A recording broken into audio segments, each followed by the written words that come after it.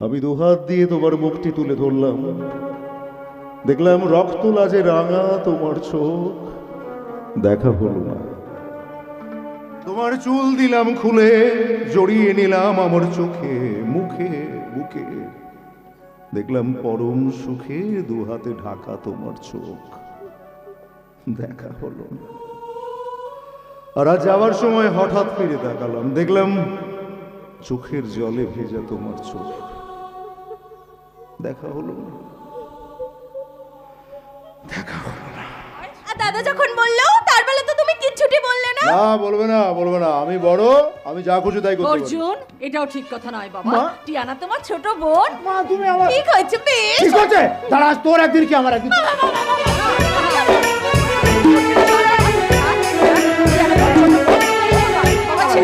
কোথায় পালাবি? খেয়েছি তো, আর কখনো মায়ের আদরে ভাগবত শুধু আসবি না, বলে দিলাম। মা শুধু আমার, আমার মা, আমার মা, আমার না, মা। মা শুধু আমার। আমার মা বেশ। দেখছিয়া, মা শুধু আমার। তোকে রাস্তা থেকে তুলে এনে বড় করে। কি হলো মা, তুমি এভাবে চমকে উঠলে কেন? হ্যাঁ মা, কি হলো তোমার? আমি তো বোনের সঙ্গে মজা করছিলাম। বলো না মা, কি হলো? না না, ও কিছু নয় বাবা, ও কিছু নয়। হঠাৎ করে পুরনো অতীত যে একটা সামনে চলে এসেছিল। কি এত ভাবছো বলো তো? কি ভাবছো? না, ভাবছি কিভাবে তোর বাবাকে রাজি করিয়ে তোর ওই পছন্দের মেয়েটাকে বৌমা করে ঘরে তুলে আনা যায়। মা মা মা, এটা বলে আমার মা।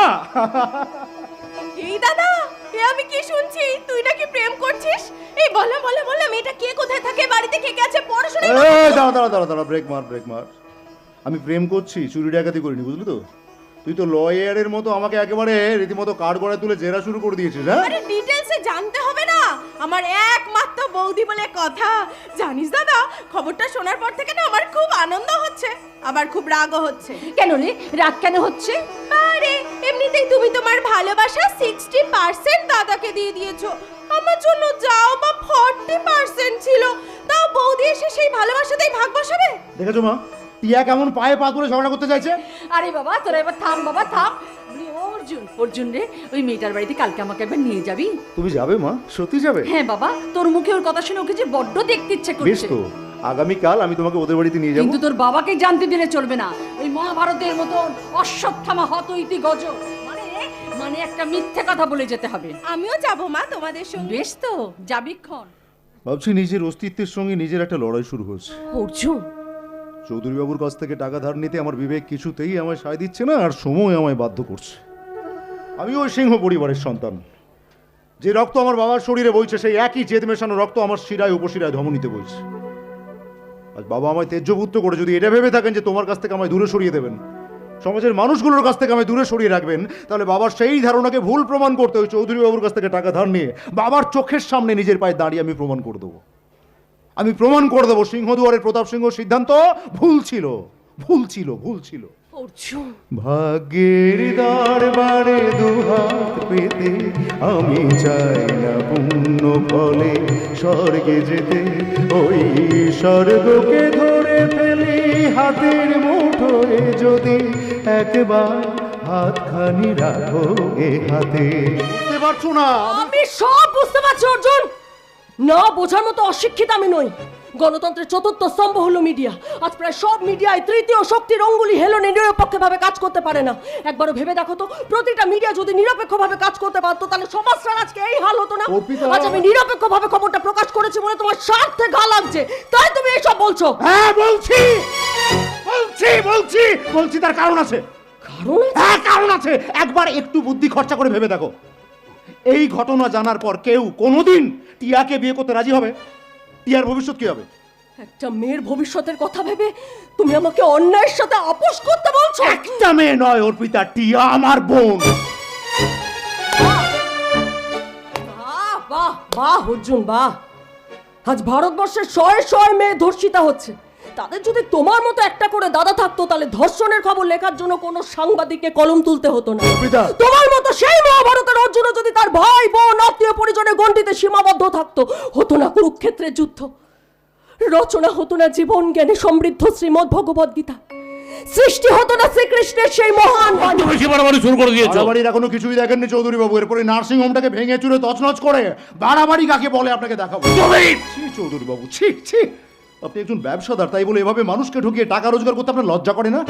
আপনার একবারও মনে হয় না যে ওই টাকাতে মানুষের কান্না ঘাম লেগে আছে? না মানে আর আপনি তো ডাক্তার। মানুষ আপনাদের দেবতা বলে, সেই দেবতার আসনে বসে এই শয়তানগুলোর সাথে হাতে হাত মিলিয়ে মানুষকে ঠকাতে আপনাদের লজ্জা করে না? শুনুন শুনুন, আপনি একটু শান্ত হন। আপনার কাউন্টারে জমার টাকা, ওষুধের টাকা সব আমরা ফেরত দিয়ে দেবো। আর এতদিন ধরে যে মানুষগুলোকে ঠকিয়ে এসেছেন তার কি হবে? তাহলে বলুন কি করতে হবে? হ্যাঁ, আমরা সব সত্যি রাজি, শুধু ব্যাপারটা পাঁচকান করবেন না। না, আমি তো ভাবছিলাম মিডিয়া ডাকবো। দয় আপনার, আমার একটু মান সম্মান আছে। আর বস্তির গরিব মানুষগুলোর কোনো মান সম্মান নেই, তাই না? আপনি আপনারা যখন পারবেন, যেভাবে পারবেন ও তো ঠকিয়ে যাবেন, তাই তো? না মানে আপনি কি চাইছেন বলুন তো? যদি বলি আপনার প্রাণটা দিতে পারবেন? দিতে What? পারবেন না, কারণ আপনি বর্ডারে পাহারা দেওয়া কোনো ভারতীয় সেনা নন। আপনি জনসেবার মুখোশ পরা একটা সুবিধেবাদী। শুনুন, আজ থেকে রোজ দিন সকাল বিকেল 2 ঘন্টা করে বস্তির মানুষগুলোকে বিনা পয়সা চিকিৎসা করবেন। বিনা পয়সাতে চিকিৎসা? অসম্ভব! শেষে লড়াইয়ের আগুন। এই তো কাশ্মীরে খুন হতে হয়, কাশ্মীরে খুন হতে হয় হিন্দু পর্যটকদের। মানুষে মানুষে ভেদাভেদের সৃষ্টি করে লড়াইয়ের আগুন আর ছড়িয়ে পড়েছে ভারতবর্ষের প্রতিটি শহরে, গ্রামে, প্রতি ঘরে ঘরে। কিন্তু আমি তো এ লড়াই চাই না। আমি চাই শান্তি। যে শান্তি সাদা পায়রা হয়ে নীল আকাশের বুকে উড়ে বেড়াবে। খোকা, প্রতিপক্ষ শব্দটাকে আপনি প্রাধান্য দিলেও আমি প্রাধান্য দিই না, মাননীয় প্রতাপ সিংহ। তাই দায়িত্ব নিয়ে বলছি, চৌধুরী বাবুর কাছ থেকে টাকা ধার নিয়ে আমি কোনো ভুল করিনি। তুমি কি করলে? খোকার গায়ে তুমি হাত তুললে? হ্যাঁ, তুললাম। ইচ্ছে করছে জানোয়ারটাকে খুন করি। বংশের ঐতিহ্য পরম্পরা সম্বন্ধে কি জানো? আমার মান সম্মান নিয়ে ছেলে খেলা করতে ওর এতটুকু লজ্জা করলো না? ওগো, তুমি একটু শান্ত হও, মাথাটাকে একটু ঠান্ডা করার চেষ্টা করো। আজ থেকে ওর এই বাড়িতে আসাও বন্ধ। আপনার এই সিদ্ধান্ত আমি মানি না, মাননীয় প্রতাপ সিংহ। অর্জুন! কারণ এ বাড়িতে আমার মা থাকেন। জননী আমার তুমি, পৃথিবী আমার,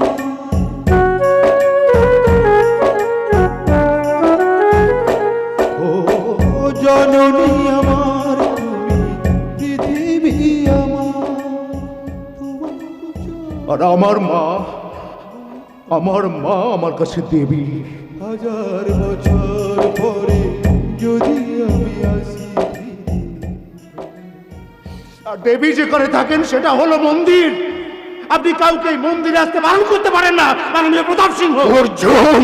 মন্দিরে দেবী দর্শনে আমি আসবো। আসতে পারি? আপনি রেস্টুরেন্ট খোলা আছে, চলে যাও। আমি কাকিমার হাতের আলুর পরোটা ছাড়ছি না। মায়ের ছেলে হয়েছে একটা। এই অপু, থাম তো, ঝগড়া করিস না। আচ্ছা বাবা অর্জুন, তুমি তোমার মাকে অর্পিতার কথা বলবে বলেছিলে, বলেছো? না, এখনো বলিনি। তবে এসব নিয়ে তুমি একদম চিন্তা করো না কাকিমা। মা আমাকে ভীষণ ভালোবাসে, নিশ্চয়ই আমার কথা শুনবে। আর বাবা? বাবাও ভালোবাসে, কিন্তু কিন্তু কি অর্জুন? জানি না। আসলে বাবা আমাকে ঠিক আপন বলে ভাবতে পারে না। বাবার সঙ্গে আমার মতের অনেকটাই তফাৎ আছে কাকিমা। বাবা শ্রেণী বিভাজনে বিশ্বাস করেন, আমি করি না। বাবার কাছে অর্থই সব, আমার কাছে ভালোবাসাই সব। বাবার কাছে আবেগের কোনো মূল্য নেই, আর আমি সেই আবেগটাকে আঁকড়ে ধরে লাল মাটির পথ ধরে বাউল হয়ে হাঁটতে চাই কাকিমা। অর্জুন, তুমি কোনো চিন্তা করো না কাকিমা, অপুকে ওর যোগ্য মর্যাদা আমি নিশ্চয়ই দেবো। সে বিশ্বাস আমার তোমার উপরে আছে বাবা। আচ্ছা তোমরা দুজনে এবারে কথা বলো, আমি ভেতরে যাচ্ছি। বেশ। উফ উফ উফ উফ উফ উফ, কি ভারী ভারী কথা বলছিলে এতক্ষণ। ভারী কথা? তা নয় তো কি, সব কথা আমার মাথার উপর দিয়ে যাচ্ছিল। মনে হচ্ছিল কলেজে বসে ফিলোসফি মানে দর্শনের ক্লাস করছি। জীবনটাই তো একটা দর্শন অর্পিতা, সেই দর্শনকে বাদ দিয়ে তুমি জীবন কাটাবে কেমন করে? আচ্ছা এসব কথা কোন ছাড়ো, আগে বলো আমার লেখা আর্টিকেলটা আজকে খবরের কাগজে ছাপা হয়েছে, পড়েছো? বেশ, তুমি যখন তোমার পথে হাঁটতে চাইছো হাঁটো। এতদিন তোমার চলার পথের সাথী হয়ে আমি তোমার পাশে ছিলাম। আজ থেকে তোমার আমার চলার পথ সম্পূর্ণ আলাদা। তোমার কাছে যখন সম্পর্কের থেকে কাজের মূল্য এসব বেশি, কি বলছিস তুই? চন্দন, আমি যা বলছি ভেবে চিন্তে বলছি, দায়িত্ব নিয়ে বলছি। আর বাকি থাকলো অপরাধী শাস্তি। তোমার আইন, তোমার কলম যেখানে থামবে সেখান থেকে আমি শুরু করবো। অর্জুন, আজকের দুর্যোধনদের সাজা দিতে এই অর্জুন হবে কর্ণ। সব কি বলছিস তুই? কিন্তু তুমি যেই পথে চলতে চাচ্ছ সেই পথে প্রথম বাধা যে আমি হব অর্জুন, কারণ অন্যায়ের বিরুদ্ধে চিরকাল আমার কলম গর্জে উঠবে। বললাম তো, যেখানে তুমি থামবে সেখান থেকে আমি শুরু করবো। এই পথে তুই শেষ হয়ে যাবি অর্জুন। তুই আমার কথাটা একবার শোন অর্পিতা, তুই একবার বোঝা প্লিজ প্লিজ। অর্জুন, চলি রে দাদা, তোদের প্রেম করার জন্য ঘরটা ফাঁকা করে দিয়ে এই, গেলাম। যা! যাক বাবা, একটা ব্যাপারে ঘাম দিয়ে আমার জ্বর কাটলো। কি ব্যাপারে? ওই যে মায়ের তোমায় পছন্দ হয়েছে। এইবার এইবার সাংবাদিক অর্পিতা চ্যাটার্জি হবে অর্জুনের দ্রৌপদী। তাই বুঝি? ঠিক তাই। কিন্তু মাসিমা কি বলে গেল শুনলে তো? কি? তোমাকেও তো একটা কাজকর্মের জোগাড় করতে হবে। ধুর। হ্যাঁ, মানছি আমি সাংবাদিকতা করে যে টাকা পয়সাতে ইনকাম করি তাতে আমি সংসার চালিয়ে নিতে পারবো, কিন্তু সে টাকা তো তুমি নেবে না। আমার কিছু চাই না তো। তুমি সেই মহাভারতের শ্রীকৃষ্ণের মতো আমার পাশে থেকে সারা জীবন শুধু সদুপদেশ দিয়ে যেও, আর তোমার কাছে কিচ্ছু চাই না। আচ্ছা ঠিক আছে ঠিক আছে, অত চিন্তা করতে হবে না, একটা কাজকর্মের জোগাড় ঠিক হয়ে যাবে। হ্যাঁ, তা অবশ্য ঠিক। আজকের এই শুভ দিনে কি আবার কি স্বপ্নের দেশে যেতে ইচ্ছে করছে? স্বপ্ন ছাড়া যে বাস্তব জীবন মূল্যহীন। হ্যাঁ, তা অবশ্য ঠিকই। আসলে স্বপ্নই তো মানুষকে বাঁচার প্রেরণা যোগায়। যদিও আজ আমাদের স্বপ্নটা বাস্তবের মাটিতে পা রাখলো, তবুও সে বাস্তবের মাটিতে দাঁড়িয়ে আজ আমার বড় বলতে ইচ্ছে করছে, কি? কত স্বপ্ন দেখে নয়ন, কত স্বপ্ন দেখে মন।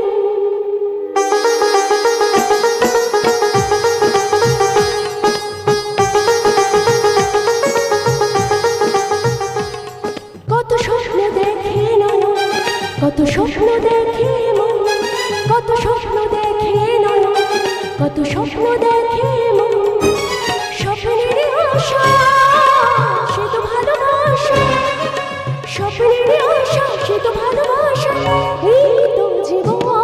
কত স্বপ্ন দেখে নয়ন, কত স্বপ্ন দেখে মন, কত স্বপ্ন দেখে নয়ন, কত স্বপ্ন দেখে মন।